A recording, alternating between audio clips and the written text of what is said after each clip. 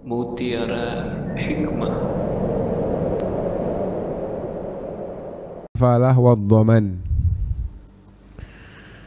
artinya adalah bab jaminan. Baik kafalah maupun dhaman artinya adalah jaminan, tapi kadang-kadang dibedakan. Kadang-kadang kafalah itu menjamin orangnya. Saya jaminan atas orang itu. Lepaskan dia, dia pasti kembali. Saya jaminannya. Nah, jadi menjamin orangnya. Kadang-kadang kafalah itu digunakan untuk itu dan dhaman digunakan untuk barang. Maksudnya barang bagaimana? Saya yang siap membayar. Nah, jadi menjamin barang. Tidak apa-apa dia belum bayar, nanti kalau 1 bulan dia nggak bayar, saya yang akan membayar. Lah saya itu menjadi penjamin, tapi nanti yang saya berikan adalah barang. Kalau tadi itu orang biasanya kaitannya dengan hukum, orangnya entah dapat hukuman mati, tapi minta waktu seminggu atau sebulan, mau pergi ke keluarganya dulu menyelesaikan urusan-urusannya, nanti dia datang.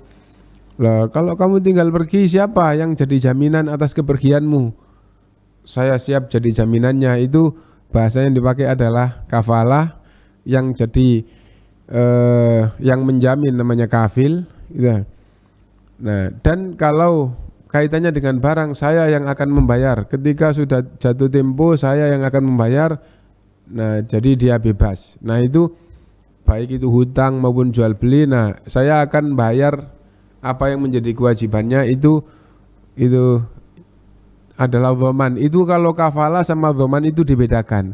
Tapi kadang-kadang dua kata ini dua-duanya digunakan di dalam bab muamalah untuk barang.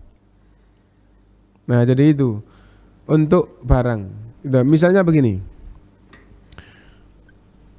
anak ini sekolah di Al-Furqon, nggak punya orang tua. Terus siapa yang menjamin untuk bayaran bulanannya?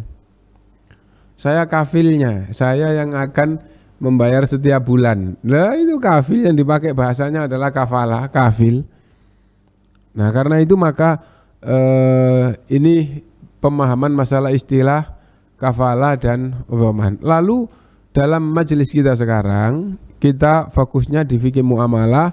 Karena itu yang dijamin itu adalah barang. Yang dijamin itu adalah barang, itu yang kita bahas. Kalau yang dijamin itu orang, itu kaitannya dengan mahkamah, dengan kehakiman. Orang ini dinyatakan punya kesalahan yang hukuman bagi dia adalah hukuman mati.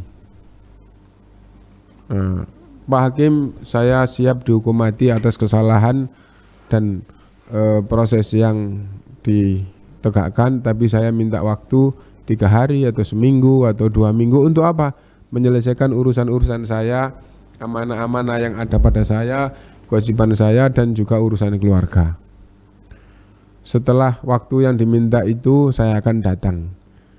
Hakim membolehkan, tapi harus ada yang menjamin. Misalnya 5 hari, siapa jaminannya?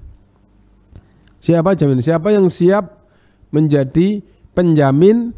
Kalau dia sudah tiba waktunya nggak datang, maka penjamin itu yang akan dipenggal lehernya. Itu berarti yang dijamin itu adalah orang. Nah, dan itu tidak di dalam bab muamalah, tapi itu di dalam bab mahkamah. Nah, pembahasan kita sekarang di dalam bab muamalah, yang dijamin itu berupa benda, berupa harta atau berupa nilai. Contoh yang paling gampang, ya, misalnya begini. Anak ini sekolah di pendidikan sini. Siapa walinya? Wah, nggak ada walinya. Kenapa? Sudah meninggal. Siapa yang menjamin biayanya? Saya yang menjamin biayanya. Nah, berarti saya adalah kafil yang menjamin biayanya. Nah, ini di dalam bab menanggung biaya seperti ini. Dan di dalam bab dagang. di dalam bab dagang. Gitu. Misalnya beli kredit, beli rumah kredit. Nilai rumah totalnya berapa? 500 juta. Uang mukanya 50 juta. Angsurannya misalnya 5 juta. Apa jaminannya kalau nanti nggak bisa bayar terus? Nah, jadi jaminan, ya. Atau beli kendaraan. Apa jaminannya? Nah, ada jaminannya. Dan bisa jadi ada kasus yang jaminannya itu adalah kepercayaan.